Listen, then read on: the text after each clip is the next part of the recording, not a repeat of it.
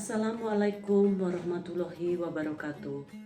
Alhamdulillahirabbil alamin. Wabihi nasta'inu ala umuri dunya wadin. La haula wala quwata illa billahil aliyyil azim. Amma ba'du. Salawat serta salam kita curahkan kepada junjungan kita Nabi Muhammad SAW. Semoga kita semua termasuk orang-orang yang mendapat syafaatnya di yaumul akhir. Pada kesempatan yang berbahagia ini, izinkan saya menyampaikan kultum singkat tentang menumbuhkan rasa syukur pada anak usia dini. Ayah bunda yang dirahmati oleh Allah, begitu banyak nikmat dan karunia yang telah Allah berikan kepada kita. Jika kita hitung nikmat Allah kepada kita, maka kita tidak akan mampu menghitungnya. Di dalam surat An-Nahl ayat 18 yang berbunyi, wa in ta'udu nikmatallahi la tuhsuha innallaha laghafurur rahim. Jika kamu menghitung nikmat Allah, niscaya kamu tidak akan mampu menghitungnya. Sesungguhnya Allah benar-benar Maha Pengampun lagi Maha Penyayang. Oleh sebab itu, saya ingin mengajak kepada ayah dan bunda serta rekan-rekan sekalian untuk senantiasa bersyukur kepada Allah Subhanahu wa taala. Karena dengan bersyukur, kita akan terhindar dari sifat-sifat sombong dan takabur. Ketika kita pandai bersyukur pada Allah, maka Allah akan tambahkan nikmat itu.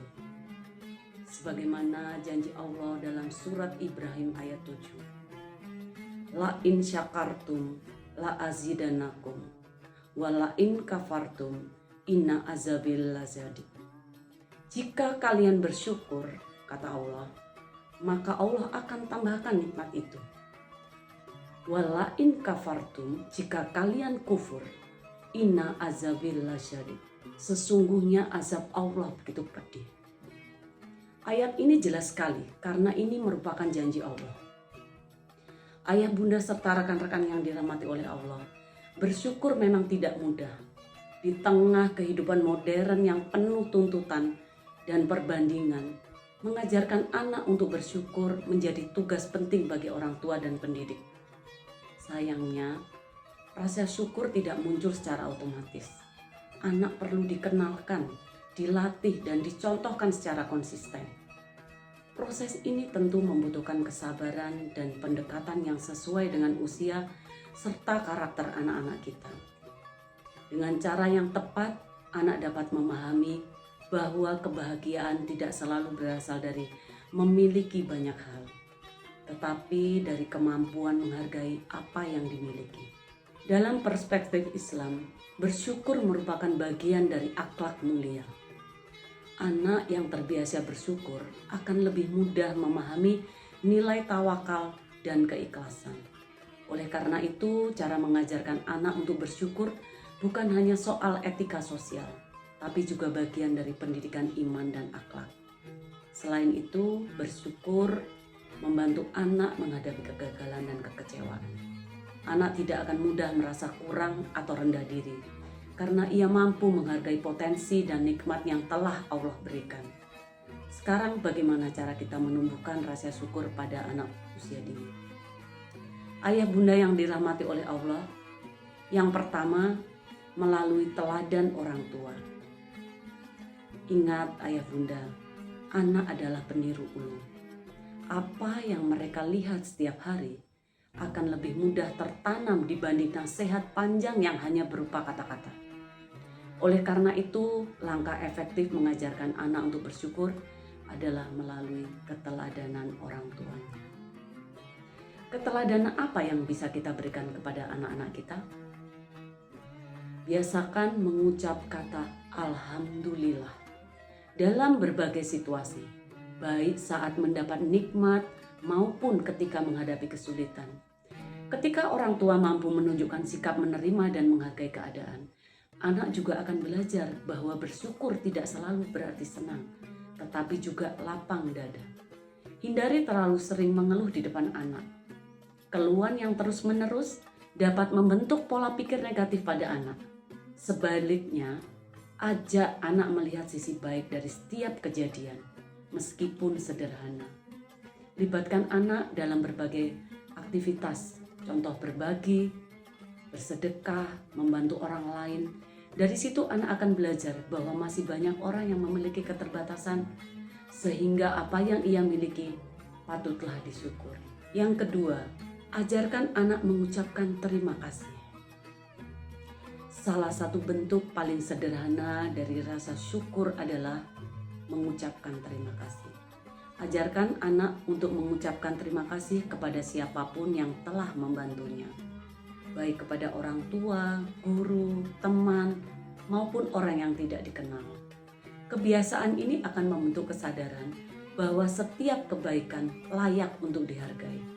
Dalam jangka panjang, anak akan tumbuh menjadi pribadi yang rendah hati dan menghargai usaha orang lain.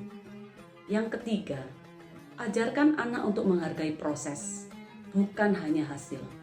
Seringkali anak hanya diajarkan untuk bersyukur ketika berhasil, padahal proses juga layak untuk dihargai.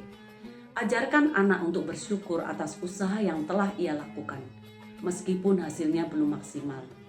Contoh, ketika anak belajar dengan sungguh-sungguh, tetapi nilainya belum memuaskan, orang tua dapat mengatakan bahwa usaha tersebut tetap patut disyukuri.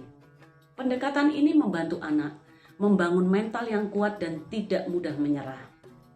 Yang keempat, hindari pola asuh yang terlalu memanjakan. Pola asuh yang terlalu memanjakan dapat membuat anak sulit bersyukur.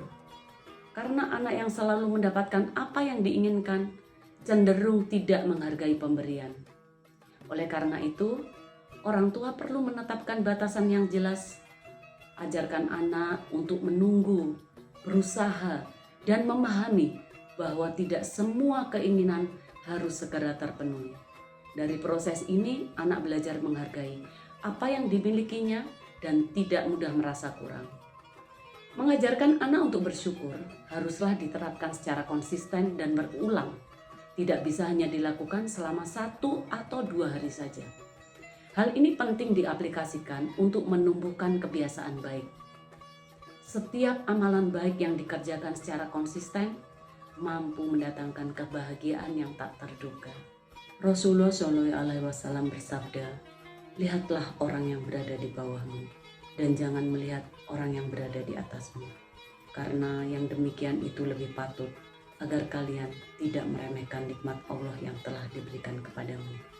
Hadis riwayat Bukhari dan Muslim dari Abu Hurairah radhiyallahu anhu.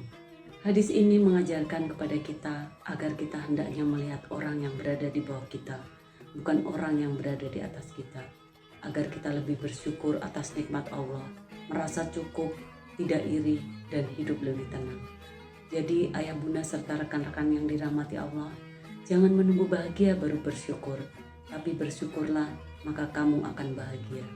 Semoga apa yang saya sampaikan hari ini dapat memberi manfaat dan kebaikan bagi kita semua. Wabillahi taufiq wal hidayah. Wassalamualaikum warahmatullahi wabarakatuh.